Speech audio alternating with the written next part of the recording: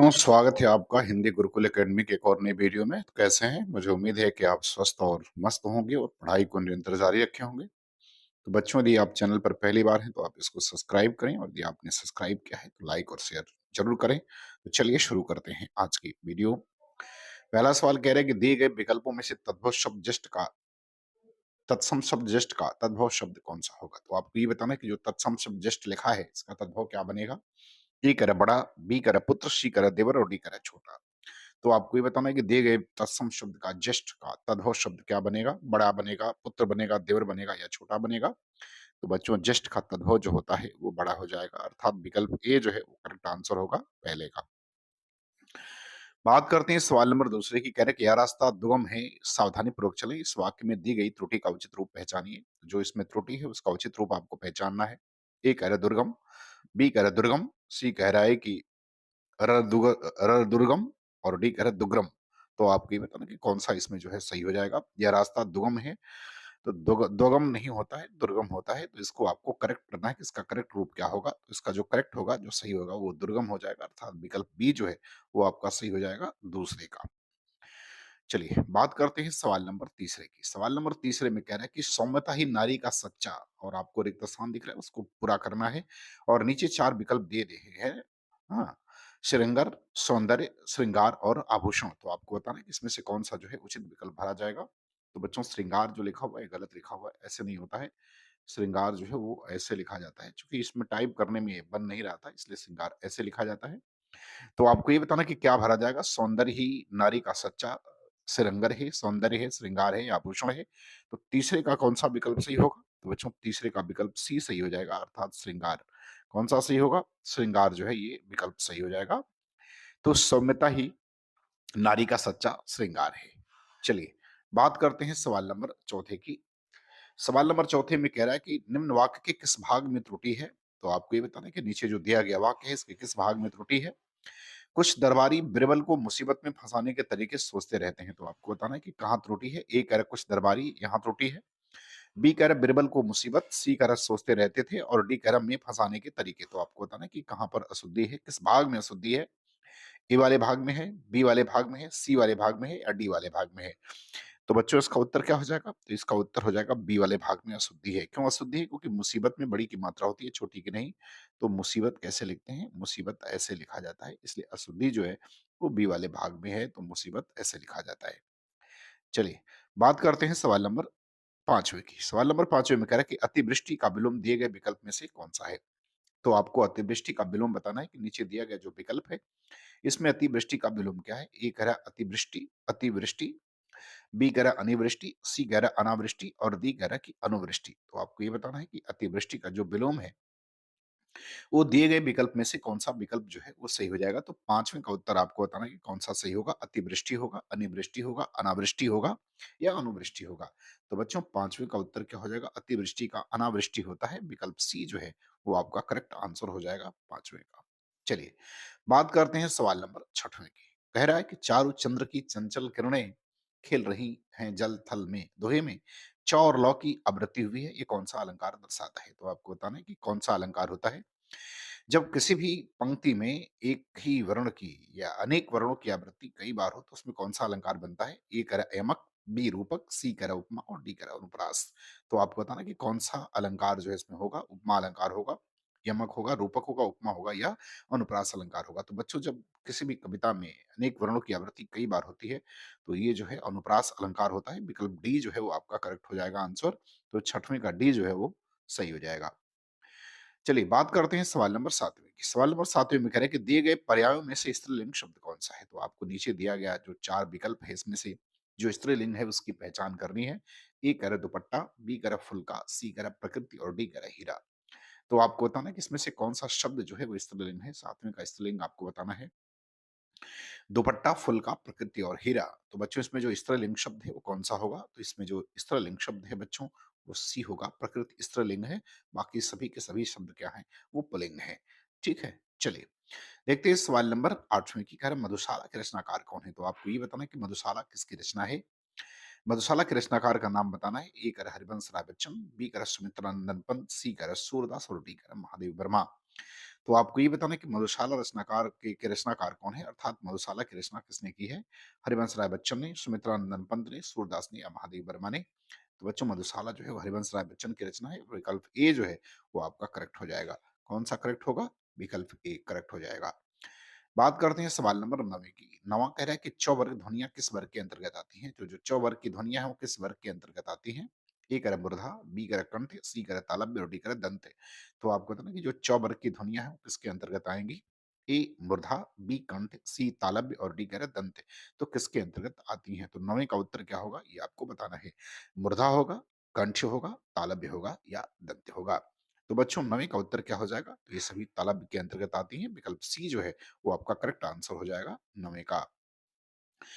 बात करें सवाल नंबर 10वें की, कह रहा है भूडोल का अर्थ क्या है? आपको ये बताना है कि भूडोल का अर्थ क्या होता है? ए कह रहा है भीतर, बी कह रहा है सुमेरन, सी कह रहा है जलजला और डी कह रहा है देवांगना।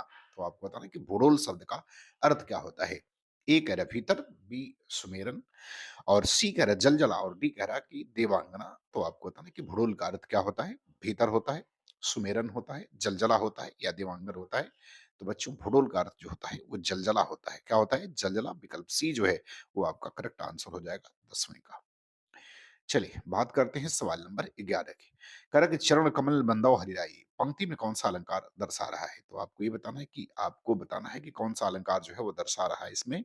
चरण कमल बंदाओ हरिराई इसमें कौन सा अलंकार दर्शा रहा है? ए कह रहा है श्लेष, बी कह रहा है उत्प्रेक्षा, सी कह रहा है रूपक और डी कह रहा है यमक। तो आपको बताना कि कौन सा अलंकार जो है इसमें दर्शा रहा है? श्लेष है, उत्प्रेक्षा है, रूपक है या यमक अलंकार है?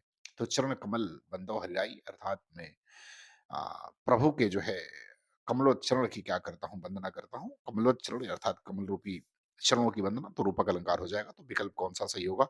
सी इसमें करेक्ट हो जाएगा आंसर। तो चरण कमल बंदो हरिराई में कौन सा अलंकार होगा? रूपक अलंकार होगा। जहां उपमेय और उपमान का अभेद आरोप होता है, रूपक अलंकार होता है। बात करते हैं सवाल नंबर 12 में। कह रहा है कि दिए गए विकल्पों में से सही का चयन करके रिक्त स्थान की पूर्ति करिए। तो आपको जो नीचे विकल्प दिए हैं इसमें से सही का चयन करना है और नीचे लिखे वाक्य में रिक्त स्थान की पूर्ति करनी है। कह रहा मैं अध्यक्ष अपने निर्णय पर पुनर्विचार करने निवेदन करता हूं। तो आपको आपको इसमें भरना है कि क्या भरा जाएगा। कि हेतु भरा होगा, को का भरा जाएगा, की के लिए भरा जाएगा, को पर भरा जाएगा। तो आपको बताना कि कौन सा विकल्प इसमें जो है भरा जाएगा।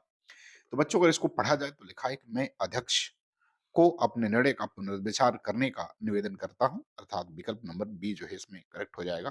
को और का जो है वो भरा जाएगा इसमें। मैं अध्यक्ष को अपने निर्णय पर पुनर्विचार करने का निवेदन करता हूं। अर्थात विकल्प बी जो है वो करेक्ट हो जाएगा 12 का। बात करते हैं सवाल नंबर 13 में। कह रहा है कि दिए गए विकल्पों में से सही का चयन करके स्थान की पूर्ति करिए। तो आपको नीचे एक वाक्य लिखा है जिसमें शुरुआती जो है उसमें शब्द नहीं है, उसमें रिक्त स्थान की पूर्ति करनी है और नीचे जो विकल्प दिए हैं उसमें से उसका चयन करना है। कह रहा विवाहित जोड़े बड़ी कल्पनाओं के साथ अपना नया जीवन आरंभ करते हैं। तो शुरुआत में क्या भरा जाएगा? अधिकांश भरा जाएगा, सहस्त्र भरा जाएगा, समक्ष भरा जाएगा या प्रारब्ध भरा जाएगा। तो आपको बताना है कि क्या भरा जाएगा इस विकल्प में। विवाहित जोड़े बड़ी कल्पनाओं के साथ अपना जीवन आरंभ करते हैं। तो कैसे विवाहित जोड़े? सहस्त्र विवाहित जोड़े, समक्ष विवाहित जोड़े, प्रारब्ध विवाहित जोड़े या अधिकांश विवाहित जोड़े? तो बच्चों 13 का उत्तर क्या हो जाएगा? तो 13 का उत्तर ए विकल्प हो जाएगा, अधिकांश विवाहित जोड़े ना। क्या हो जाएगा? अधिकांश विवाहित जोड़े जो है बड़ी कल्पनाओं के साथ अपना नया जीवन जो है वो आरंभ करते हैं। बात करते हैं सवाल नंबर 14 की। कह रहा है कि आने वाला क्षण लाल नजर आता है, रेखांकित शब्द का वचन पहचानिए। तो क्षण का जो है आपको वचन बताना है। क्या होगा? कह रहा है ए सदैव बहुवचन होगा, बी कह रहा है सदैव एक वचन होगा, सी कह रहा है बहुवचन होगा और डी कह रहा है एक वचन होगा। तो आपको बताना है कि क्षण जो है वो उसका वचन क्या होगा। सदैव बहुवचन में होगा, सदैव एक वचन होगा, बहुवचन होगा या एक वचन होगा। तो 14 का उत्तर क्या हो जाएगा बच्चों? 14 का उत्तर हो जाएगा डी हो जाएगा। ये एक वचन में है। किसमें है? एक वचन में। तो विकल्प डी जो है वो करेक्ट हो जाएगा 14 का। बात करते हैं सवाल नंबर 15 की। कह रहा है कि आई ऐसी अद्भुत बेला, ना रो सका ना बेहस सका। तो आपको ये बताना है कि ना ही रो सकता हूँ ना ही हंस सकता हूँ, इस दोहे में कौन सा अलंकार है? तो कह रहे हैं कि ऐसी अद्भुत बेला आ गई है जिससे ना ही मैं रो सकता हूँ और ना ही मैं हंस सकता हूँ। इसमें आपको अलंकार की पहचान करनी है। ये कह रहा है विरोधाभास अलंकार, बी कह रहा है अनुप्रास अलंकार, सी कह रहा है विपसा अलंकार और डी कह रहा है उपमा अलंकार। तो आपको बताना है कि इसमें कौन सा अलंकार होगा। विरोधाभास होगा, अनुप्रास होगा, विपसा होगा या उपमा अलंकार होगा। तो कह रहा है कि ऐसी बेला आ गई, ऐसा समय आ गया है कि ना मैं रो सकता हूँ और ना ही बह सकता हूँ। तो आपको इसमें अलंकार की पहचान करनी है। विरोधाभास, अनुप्रास, विप्सा या उपमा। तो बच्चों इसमें जो अलंकार हो जाएगा, वो कौन-सा होगा? वो बच्चों हो जाएगा विरोधाभास अलंकार अर्थात विकल्प ए जो है 15 का, वो करेक्ट हो जाएगा। बात करते हैं सवाल नंबर 16 की। सवाल नंबर 16 में कह रहा है कि अंगार सिर पर घर लेना या धर लेना है ये। दिए गए विकल्पों में से मुहावरे का सही अर्थ क्या है? तो अंगार सिर पर धरना जो है विकल्प मुहावरे का आपको सही अर्थ बताना है। ए कह रहा है कठिन विपत्ति सहना, बी कह रहा है दूसरे को डराना, सी कह रहा है मरने की उद्यत होना और डी कह रहा है विनाशकारी बन जाना। तो आपको बताना है कि अंगार सिर पर धर लेना। इसमें आपको इस मुहावरे का सही अर्थ क्या लग रहा है? तो 16 का उत्तर आपको बताना है कि सही अर्थ जो है इसका करेक्ट क्या होगा? तो बच्चों इसका करेक्ट उत्तर हो जाएगा विपत्ति जो है कठिन विपत्ति सहना, ये इसका उत्तर हो जाएगा। अर्थात 16 का विकल्प ए जो है वो करेक्ट हो जाएगा। बात करते हैं सवाल नंबर 17 की। करेक्ट सजना है मुझे सजना के लिए इसमें अलंकार का प्रयोग हुआ है। तो आपको ये बताना है कि इसमें किस अलंकार का प्रयोग हुआ है? ए कह रहा है यमक, बी कह रहा है अनुप्रास, सी कह रहा है रूपक और डी कह रहा है छेका अनुप्रास। तो आपको बताना है कि सजना है मुझे सजना के लिए। तो एक सजना का अर्थ श्रृंगार और एक सजना का अर्थ प्रियतम हो गया। तो जब कविता में कोई भी शब्द 2 या 2 से अधिक बार प्रयोग हो और उसके अर्थ अलग-अलग हो तो अलंकार कौन-सा होता है? तो बच्चों अलंकार यमक हो जाता है। तो विकल्प नंबर ए जो है वो करेक्ट हो जाएगा अर्थात यमक अलंकार होगा। क्वेश्चन नंबर 17 का ए जो है वो सही हो जाएगा। बात करते हैं सवाल नंबर 18 की। करें वसुधा शब्द का अर्थ बताइए। तो आपको वसुधा का अर्थ बताना है। ए कर सुधा, बी कर चंद्रमा, सी कर प्रकृति और डी कर धरती। तो आपको बताना है कि वसुधा का अर्थ क्या होता है? सुधा होगा, चंद्रमा होगा, प्रकृति होगी या धरती होगी। तो मुझे उम्मीद है कि आपने अब तक इसका उत्तर जो है ढूँढ लिया होगा। तो क्या होगा बच्चों? तो वसुधा धरती को कहते हैं। विकल्प डी जो है वो करेक्ट हो जाएगा। सवाल नंबर 18 का डी उत्तर सही होगा। चलिए बात करते हैं सवाल नंबर 19 का। कह रहे हैं कि अरण्य रोदन मुहावरे का अर्थ स्पष्ट कीजिए। तो आपको बताना है कि अरण्य रोदन मुहावरे का अर्थ क्या होता है? निरंतर निवेदन, विरह गीत, निरर्थक और बेसुरा गान। तो आपको बताना है कि अरण्य रोदन मुहावरे का अर्थ क्या होता है? ए कह रहा है निरंतर निवेदन, बी कह रहा है विरह गीत, सी कह रहा है निरर्थक और डी कह रहा है बेसुरा गान। तो अरण्य रोदन का अर्थ क्या हो जाएगा? तो बच्चों अरण्य रोदन का अर्थ होता है निरर्थक होता है अर्थात विकल्प सी जो है वो आपका करेक्ट हो जाएगा। तो 19 का सी जो है वो सही हो जाएगा। चलिए बात करते हैं आज के अंतिम सवाल नंबर 20वें की। कह रहे कि राम राज्य में भी प्रजा दुखी थी इसलिए प्रजा दुखी थी। दिए गए विकल्प में से रेखांकित शब्द का बहुवचन कौन सा होगा? तो आपको प्रजा का बहुवचन बताना है कि प्रजा का बहुवचन क्या होता है। ए कर प्रजा लोग, बी कर प्रजाजन, सी कर प्रजा और डी कर प्रजा वर्ग।